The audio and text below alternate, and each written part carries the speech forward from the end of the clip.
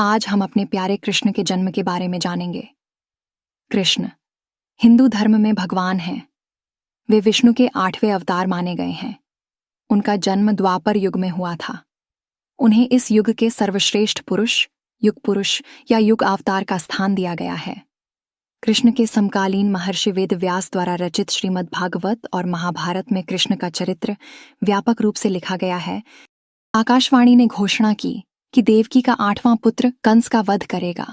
इस भविष्यवाणी से कंस बहुत ही भयभीत हो गया। उसने तुरंत देवकी और वसुदेव को कारागार में डाल दिया और यह निर्णय लिया कि वह देवकी के हर संतान को जन्म लेते ही मार डालेगा। कंस ने अपने सैनिकों को आदेश दिया कि जैसे ही देवकी की संतान जन्म ले, उसे तुरंत मार दिया जाए। कंस ने देवकी और वसुदेव की पहली 7 संतानों को निर्दयता से मार दिया। जब देवकी गर्भवती हुई और 8वें बच्चे का समय निकट आया तो एक चमत्कारी घटना घटी। आधी रात के समय जब सब लोग सो रहे थे, देवकी ने भगवान विष्णु के अवतार कृष्ण को जन्म दिया। कृष्ण का जन्म होते ही कारागार में दिव्य प्रकाश फैल गया और सभी बंदी गृह के द्वार स्वयं ही खुल गए।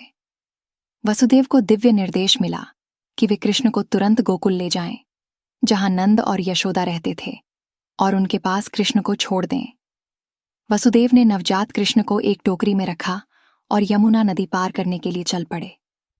जैसे ही वसुदेव यमुना नदी के पास पहुंचे, नदी का पानी उनके रास्ते से हट गया और वे सुरक्षित नदी पार कर गोकुल पहुंचे। गोकुल पहुंचने पर वसुदेव ने कृष्ण को यशोदा और नंद बाबा के पास छोड़ दिया और यशोदा की नवजात कन्या को लेकर वापस मथुरा लौट आए। मथुरा लौटने पर वसुदेव ने कन्या को कंस को सौंप दिया। कंस ने जैसे ही उस कन्या को मारने की कोशिश की, वह कन्या आकाश में उड़ गई और देवी दुर्गा का रूप धारण कर लिया। देवी दुर्गा ने कंस को चेतावनी दी कि उसका वध करने वाला जन्म ले चुका है और सुरक्षित है। यह सुनकर कंस और भी अधिक भयभीत और क्रोधित हो गया। कृष्ण का पालन पोषण गोकुल में यशोदा और नंद बाबा के स्नेह में हुआ। गोकुल में रहते हुए कृष्ण ने कई अद्भुत लीलाएं की और अपने दिव्य गुणों से सभी का दिल जीत लिया। वे अपने बाल्यकाल में माखन चोरी, गोपियों के साथ रासलीला और कालिया नाग के मर्दन जैसी लीलाओं के लिए प्रसिद्ध थे। कृष्ण ने गोकुलवासियों की हर विपत्ति में सहायता की और उन्हें खुशहाल बनाए रखा। कृष्ण के किशोरावस्था में प्रवेश करने के बाद कंस ने उन्हें मथुरा बुलाने की योजना बनाई। कंस ने अक्रूर को गोकुल भेजा और कृष्ण और बलराम को मथुरा लाने के लिए कहा। अक्रूर ने कृष्ण और बलराम को मथुरा आने के लिए मनाया। मथुरा पहुंचने पर कंस ने कई प्रयास किए कृष्ण और बलराम को मारने के लिए, लेकिन सभी असफल रहे। आखिरकार कंस ने एक बड़ी प्रतियोगिता का आयोजन किया और उसमें कृष्ण और बलराम को आमंत्रित किया। प्रतियोगिता के दौरान कृष्ण और बलराम ने कंस के सभी बलवान योद्धाओं को पराजित किया और अंत में स्वयं कंस का वध कर दिया। कंस की मृत्यु के बाद मथुरा नगरी में शांति और समृद्धि लौट आई। कृष्ण की इस कहानी से हमें यह सीखने को मिलता है कि बुराई चाहे कितनी भी शक्तिशाली क्यों न हो, अंत में सत्य और धर्म की ही विजय होती है। कृष्ण ने अपने जीवन के हर चरण में यह सिद्ध किया कि सत्य, न्याय और धर्म की राह पर चलना ही सच्ची मानवता है।